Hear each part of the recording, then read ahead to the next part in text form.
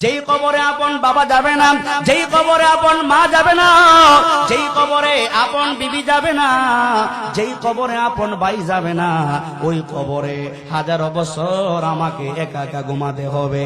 কেমনে ঘুমাবো ভাই, চিন্তা করার দরকার আছে না নাই?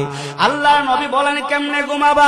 আপনার ঈমান যদি মজবুত হয়, আপনার আমল যদি ভালো হয়, আপনার ঈমানের কারণে, আপনার আমলের কারণে আপনাকে কবরে যখন দাফন করা হবে, আল্লাহর নবী বলেন ইমানদারকে যখন কবরে দাফন করা হবে, আল্লাহর পক্ষ থেকে মুনকার নাকির ফেরেশতা আসবে, আয়েশা তিনটা প্রশ্ন করবে, তোমার রবকে? আমাদের রবকে?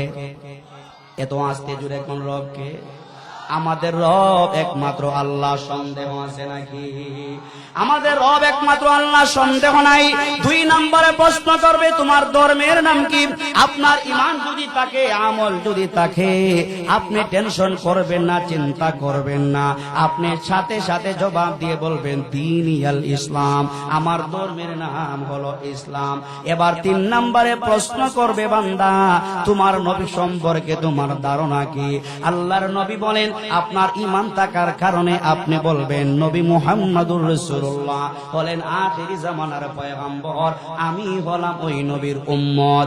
আল্লাহর নবী বলেন এই তিনটি প্রশ্নের জবাব আপনার জবান থেকে যখন বেরিয়ে আসবে, আসমান থেকে আল্লাহ পাক বলবেন আন সাদাকা আবদি, ও ফেরেশতা আমার বান্দা তিনটি প্রশ্নের জবাব সুন্দর করে দিয়েছে। যদিও আমার বান্দা আজমিরের বাসিন্দা, আমার বান্দা বিরাট গ্রামের বাসিন্দা, আমার বান্দা সাদা কাপড় লাগিয়ে আসছে, এ ফেরেশতা আমার বান্দাকে তিনটা প্রশ্ন করেছো, আমার বান্দা ঈমান থাকার কারণে, আমল থাকার কারণে তোমার তিনটি প্রশ্নের জবাব দিতে বিন্দু মাত্র দেরি করে নাই।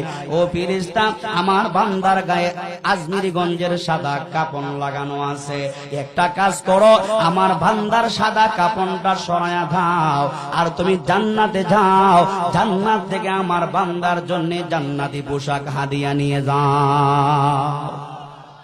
আর আমার বান্দা দুনিয়ায় আরামে ঘুমাতে পারে নাই, আমার বান্দা দুনিয়ায় ভালো করে ঘুমাতে পারে নাই, আমার বান্দার কবরে ডানে বামে মাটি আছে না নাই? আমার বান্দার কবরে ডানে বামে মাটি আছে, ফেরেশতা যাও আমার বান্দার কবরে জান্নাতের বিছানা বিছায়া দাও, আমার বান্দার কানে কানে ঘোষণা করে দাও আমার বান্দা যেন এমন ভাবে ঘুমায় ইলা ইয়াউমিল কিয়ামা, কিয়ামত পর্যন্ত আমার বান্দা কবরে ঘুমাবে, আমার বান্দার ঘুম কেউ ভাঙাবে না।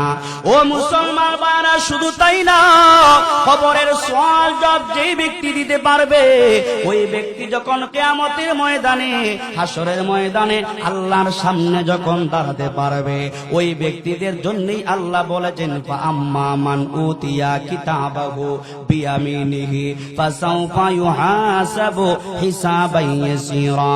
আল্লাহ তাআলা বলেন ঈমান আর আমল নিয়ে যারা কবরে যাইতে পারবে, কিয়ামতের ময়দানে ওই ঈমানদাররা যখন সওয়াব আর বদি যখন আমল নামায় ওজন করা হবে, আপনার ঈমানের পাল্লাটা যখন ভারী হয়ে যাবে, আল্লাহ পাক বলবেন বান্দা যাও, যদিও তোমার টাকা পয়সা তেমন ছিল না, ঈমান থাকার কারণে, আমল থাকার কারণে আজকের দিনই আমি আল্লাহ তোমাকে বিনা হিসাবে জান্নাতি বানায়া দিলাম।